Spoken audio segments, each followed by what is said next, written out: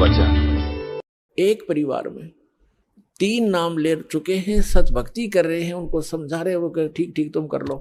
ये भी शुक्र है कि वो उनको मना नहीं करते, नहीं तो वो काल के दूत उनको भी मना कर दे, तुम भी नहीं जाओगे, ऐसा नहीं कर दोगे। ऐसा बताया परमात्मा ने कि जैसे ये कोयल क्या करती है, कोयल पक्षी है, ये अपना अलग से घोंसला बना करके अंडे उत्पन्न नहीं करती, क्योंकि उसके अंडों को काग खा जाते हैं, छोड़ते नहीं। ऐसा फार्मूला अपना रखा उसने। जैसे मादा कवि ने अंडे उत्पन्न किए घोंसले में, और वो जाती है चुग्गा चरने इधर उधर, वो देख लेती है कि चलेगी काफी दूर, तो उसके घोंसले में अपने अंडे उत्पन्न कर देती है। अब जो कवि आती है वापस, वो असमंजस में पड़ जाती है कि कौन से मेरे हैं, कौन से दूसरे हैं। तो वो इस असमंजस में उन चारों के चारों की ही परवरिश करना प्रारंभ कर देती है।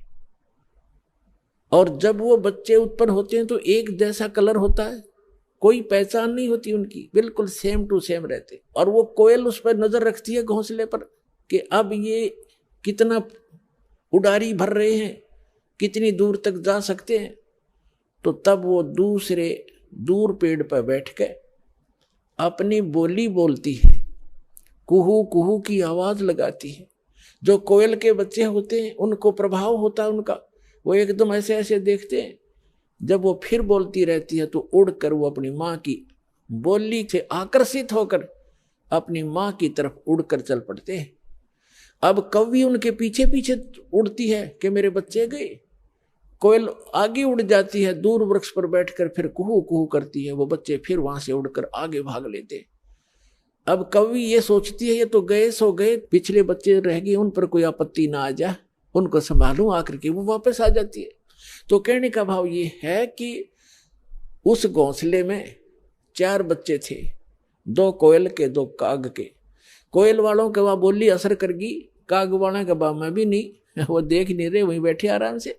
तो इसी प्रकार समझना, जो परमात्मा के पूर्व जन्म के संस्कारी बच्चे हैं, संस्कारवश एक ही घर में जन्म भी है, जो काल वाले हैं वो नहीं मानेंगे, और जो कोयल के बच्चे हैं वो सतलोक आश्रम पर वाला में जल्दी आ लेंगे, ज्यादा देर नहीं लगाएंगे।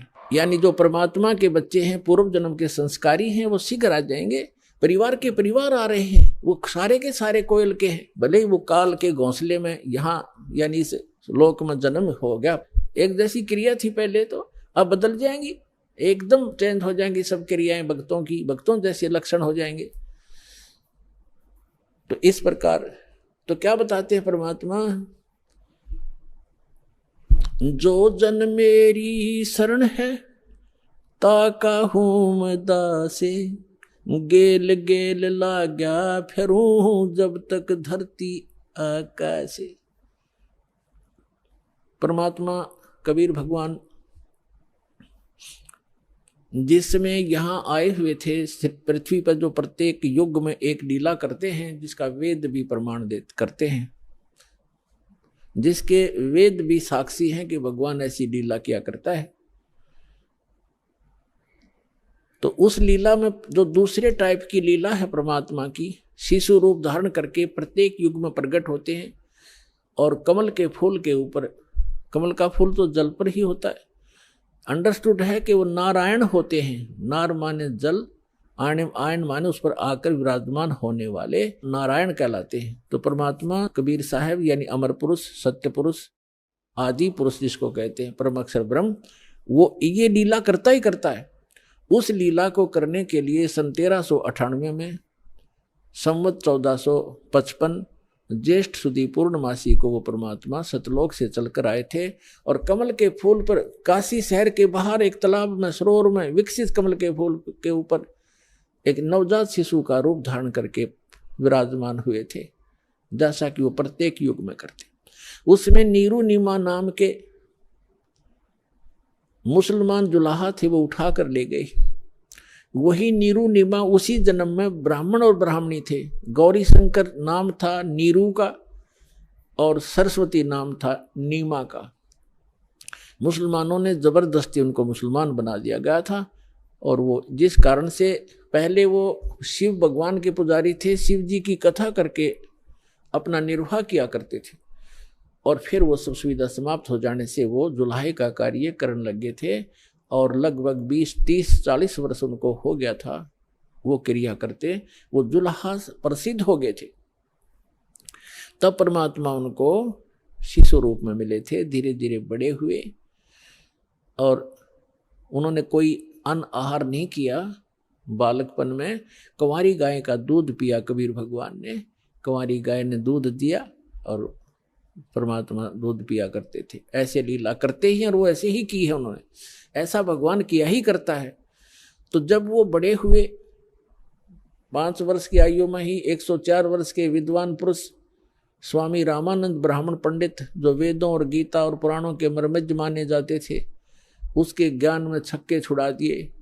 उस 104 साल के महात्मा ने जब परमात्मा को देखा, सब ज्ञान सुना, चरणों में शीश रखकर कहा था कि मैं भक्त मुक्त हुआ, भरम कर्म भया नाश और गरीब दास निज ब्रह्म तुम हो गया दृढ़ विश्वास।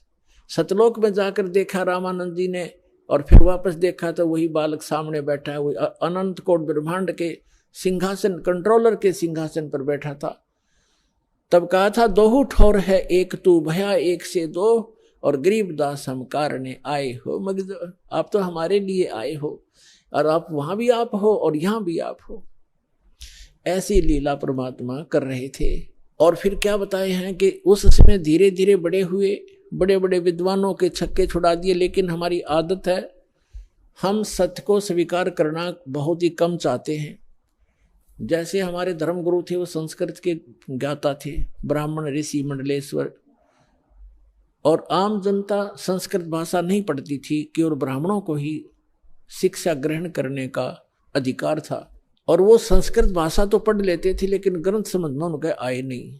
और परमात्मा 600 वर्ष पहले कहा करते थे कि आप गलत गाइड कर रहे हो इस जनता को, आप वेदों और गीता और पुराणों से भी परिचित नहीं हो। अब धर्मदास जी को जो परमेश्वर ने बताया, और धर्मदास जी को भी सचखंड सतलोक लेकर गए भगवान। इसी प्रकार जैसे स्वामी रामानंद जी को लेकर गए थे, ऐसे आदरणीय धर्मदास साहिब जी को भी परमात्मा सतलोक लेकर गए थे। अपना निज स्थान दिखाया था जहां आप रहा करते थे।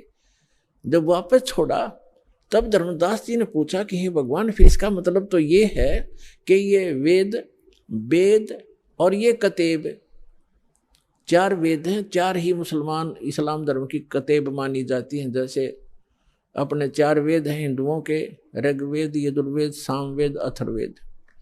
और मुसलमानों की यानी इस्लाम धर्म की माने जाते हैं एक तौरात, जबूर, इंजिल और कुरान। ये कतेब कहते हैं, इनको वेद कहते हैं, पुराणों को, गीता को। तो धर्मदास जी को पता चला कि सचमुच भगवान तो वो है, साकार है, ये है वो परमात्मा, ये है वो स्थान। और ये सभी हमारे धर्मगुरु कहते हैं कि ब्रह्मा विष्णु जी सर्वशक्तिमान है, सर्वश्रेष्ठ है, सबके पालन करता है, सबके उत्पत्ति करता है, या विनाशी है। और परमात्मा ने धर्मदास जी की वार्ता कराई ब्रह्मा विष्णु महेश जी से, और उन्होंने खुद बताया कि नहीं भाई, हमारी भी जन्म मृत्यु होती है, हम अविनाशी नहीं है।